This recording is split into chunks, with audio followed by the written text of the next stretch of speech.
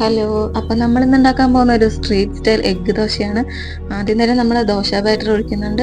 അതിലേക്ക് നമ്മൾ ഒരു മുട്ട പൊട്ടിച്ചൊഴിക്കുന്നുണ്ട്. 1-2 മുട്ട ഒഴിക്കാവുന്നത്. അത് ഒരു സ്പൂൺ വെച്ചിട്ട് നന്നായിട്ട് എല്ലായിടത്തും എത്തുമ്പോൾ ഒന്ന് സ്പ്രെഡ് ചെയ്ത് കൊടുക്കുക.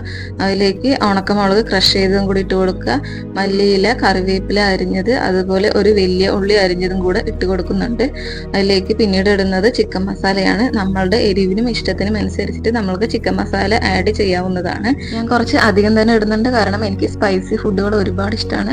പിന്നെ അതിൽ ചേർക്കുന്നത് ഉപ്പാണ്. എല്ലായിടത്തും എത്തും പോലെ ഉപ്പ് നല്ലോണം ഒന്ന് സ്പ്രെഡ് ചെയ്ത് കൊടുത്താൽ മതിയാവും.